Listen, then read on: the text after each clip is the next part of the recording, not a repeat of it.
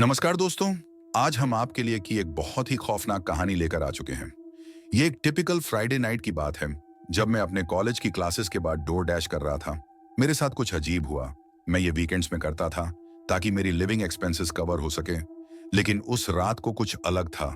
On order कम आए, कुछ ऐसे ऑन ऑर्डर्स जो कम पेमेंट दे रहे थे, basically waste on of time on orders. फिर 1 घंटे बाद एक ऑन ऑन ऑर्डर आया जो थोड़ा सही था, लेकिन वह 8 मील दूर था, जिसका पेमेंट अच्छा था, लेकिन लोकेशन कुछ सही नहीं लग रहा था। पर यह उन ऑर्डर्स से बेहतर था जो कम पैसे दे रहे थे।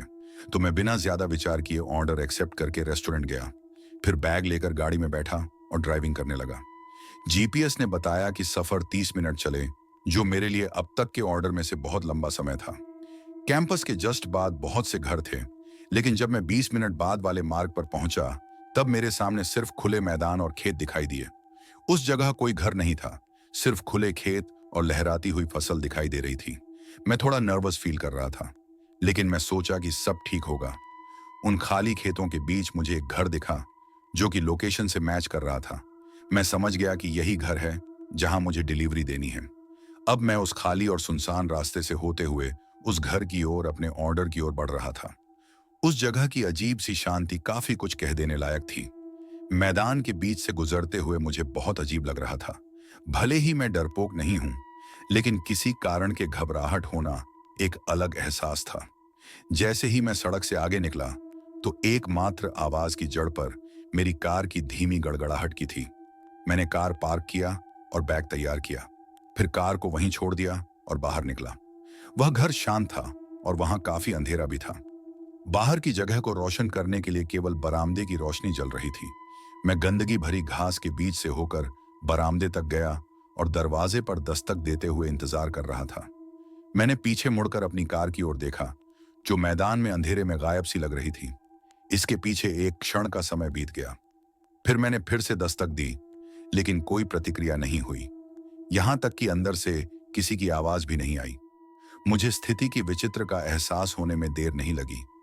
खिड़कियों में कोई रोशनी नहीं थी और यह भी दिख रहा था कि खिड़कियां कितनी सड़ चुकी हैं। घर को करीब से देखने पर मुझे केवल यही लगा कि ऑर्डर पूरा नहीं किया जा सकता। एक संकोच वाली बात वह यह कि मेरे पास इस पते के लिए एक ऑर्डर था और पोर्च लाइट जल रही थी। मैंने लाइट की ओर देखा और सोचा कि यह एकमात्र लाइट क्यों होगी, लेकिन कुछ अजीब संयोग से मुझे पता चला कि उस लाइट के शीर्ष भाग में एक सस्ती सर बैटरी है। यह सिर्फ एक खुद चलने वाली लाइट थी, जो दिन के दौरान ही चार्ज होती है और शाम को चालू हो जाती है, जिसका अर्थ है कि इसे चालू करने के लिए किसी को भी यहां मौजूद नहीं होना पड़ेगा। अब मैं यह सब एक साथ जोड़ ही रहा था कि मैंने अपने पीछे एक गड्ढाहट की आवाज सुनी। मैं मुड़ा तो मैंने देखा कि एक कार गंदगी भरे रास्ते से गुजर रही थी और मेरी कार के ठीक पीछे आ रही थी। मैं वहीं खड़ा रहा और उनकी हेडलाइट्स को देखता रहा, जब तक कि एक आदमी बाहर नहीं निकला। मैंने पोर्च से चिल्लाकर पूछा कि क्या यह उसका ऑर्डर था, लेकिन उसने कोई जवाब नहीं दिया। वह बस अपनी कार के पास ही खड़ा रहा और ना ही हिला ना ही बोला। मुझे अपने एड्रेन ई स्पाइक का एहसास हुआ। जब मुझे एहसास हुआ कि यह स्थिति कितनी भयानक थी, रात की खामोशी ने मुझे केवल यह याद दिलाया कि यहां कोई नहीं था जो मेरी मदद करे। मैं एक खाली घर और एक अजनबी के साथ एक मैदान के बीच में फंस गया था। एक पल के झटके में मैंने बैग गिरा दिया और घर के पीछे भागते हुए बरामदे से तेजी से भागा और सीधे घास के मैदान में चला गया। मैंने पीछे मुड़कर देखा तो वह आदमी मेरे पीछे पागलों की तरह दौड़ता रहा, और जैसे जैसे मैं बाहर निकलता गया, घास उतनी ही मोटी और लंबी होती गई और मेरी सांसें फूलने लगी। कुछ देर बाद मुझे एहसास हुआ कि अब उस आदमी के पास मेरा पीछा करने का कोई मौका नहीं है। मैं धीरे धीरे अपनी सांसें रोक रहा था और सावधानी से आगे बढ़ रहा था। फसलों के बीच से होते हुए मैंने और भी शांत रहने की कोशिश की, क्योंकि शायद वह आदमी अभी भी मेरा पीछा करने की कोशिश में था। दौड़ते दौड़ते मैं एक सड़क पर पहुंच गया। मैं डरा सहमा उस सड़क पर जाकर गिरा। मुझे पुलिस ने उठाया और जांच करने के लिए मुझे साथ ले गई, पर वह आदमी तब तक जा चुका था। मुझे आश्चर्य हुआ, क्योंकि मेरी कार लूटी नहीं गई थी और ऑर्डर का बैग अभी भी घर के बरामदे पर ही था। इसका मतलब केवल यह हो सकता है कि उस व्यक्ति के इरादे कुछ और थे, जो कि मुझे लूटने से कहीं ज्यादा बुरे थे। यह तब हुआ जब मैं 18 साल का था और अपने घर से कॉलेज तक का सफर कर रहा था। मैंने अपना सारा सामान अपनी एसयूवी की ट्रंक और पिछली सीट में रख दिया था। यह ना केवल मेरी पहली लंबी सड़क यात्रा थी, बल्कि मैं पहली बार इतने लंबे समय के लिए अपने परिवार से दूर रहने जा रहा था।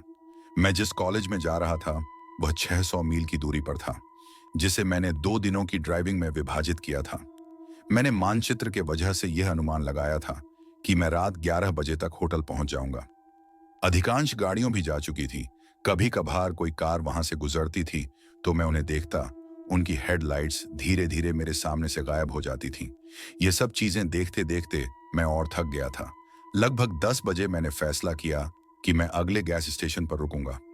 आगे का सफर शुरू करने से पहले 10 मिनट बाद मैं एक गैस स्टेशन में प्रवेश किया, जो इतनी दूर था कि वहां कोई शहर या कुछ भी नहीं था। वहां बस कुछ पंप और एक छोटा स्टोर था।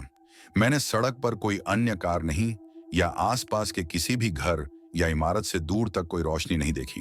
मैं सीधे एक पंप तक गया और अपने टैंक को भरने के लिए बाहर निकला। जैसे ही मैंने चारों ओर देखा, मैं डर गया, क्योंकि एक अजीब सा आदमी मेरी तरफ आ रहा था। मेरी तुलना में वह बहुत बड़ा था। शायद अगर मुझे अनुमान लगाना हो तो वह 50 के आसपास था और वह बेघर लग रहा था। लेकिन इसके बावजूद यहां संपर्क करने के लिए और कोई नहीं था। उसकी छोटी सी मुस्कान ने मुझे और अधिक सहमा दिया। आपको कुछ चाहिए? मैंने उम्मीद करते हुए कहा, ताकि वह मेरे और करीब ना आए।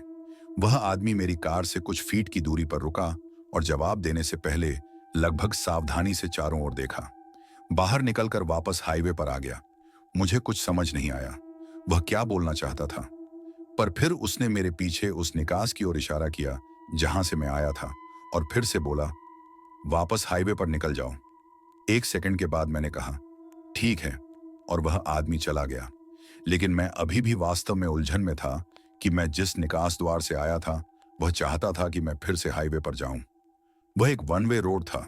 वह चाहता था कि मैं सड़क के गलत तरफ गाड़ी चलाऊं और वापस राजमार्ग पर यू टर्न ले लूं। इसका कोई मतलब नहीं बनता था। मैंने प्रवेश द्वार की ओर देखा।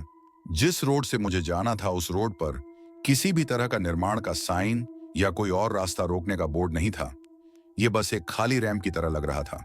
जैसे ही मैंने पंप वापस लगाया और अपनी कार में बैठा, मैंने उस आदमी पर नजर डाली जो अब किनारे पर बैठा था। कन्वीनियंस स्टोर के बाहर मैंने जितना अधिक सोचा, वह आदमी उससे ज्यादा अधिक ही पागल लग रहा था। बस यहां बैठकर बकवास कर रहा था। मैंने सोचा कि शायद यह किसी प्रकार का जाल या कुछ और था, इसलिए मैं बिना कुछ सोचे वहां से हाईवे के प्रवेश द्वार पर गया। हालांकि मुझे एहसास हुआ कि सभी स्ट्रीट लाइटें बंद थीं।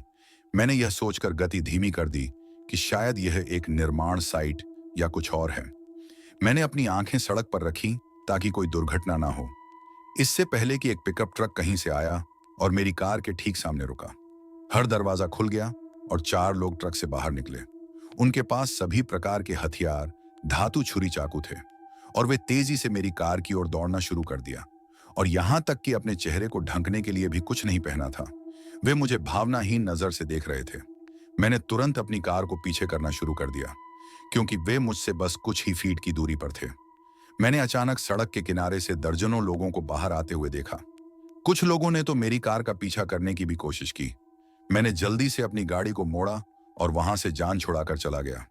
जब मुझे लगा कि मैं सुरक्षित हूं तो मैंने 911 पर कॉल किया, लेकिन किसी कारण से मुझे कभी वापस कॉल नहीं आया, ना ही इस पर कोई अपडेट मिला। लगभग ऐसा लगा जैसे उन्होंने इसकी जांच भी नहीं की। मैं आज तक इस सोच में हूं कि गैस स्टेशन पर मुझे उस बूढ़े ने शायद इसी वजह से यू टर्न लेने बोला था और मुझे उन सभी से बचाने की कोशिश कर रहा था। मैं खुद को भाग्यशाली समझता हूं, क्योंकि मुझे नहीं पता कि वह क्या था या वे सभी क्या करने की योजना बना रहे थे। तो दोस्तों, ये थी आज की डरावनी कहानी। अगर आपको ये कहानी पसंद आई तो लाइक और शेयर करना न भूलें। ऐसी ही और भी खौफनाक कहानियों के लिए हमारे चैनल को सब्सक्राइब करें और घंटी के आइकन को दबाएं, ताकि आप हमारी नई कहानियों को सबसे पहले देख सकें। अपनी राय नीचे कमेंट में जरूर बताएं। मिलते हैं अगली कहानी में। तब तक के लिए सावधान रहें और सुरक्षित रहें।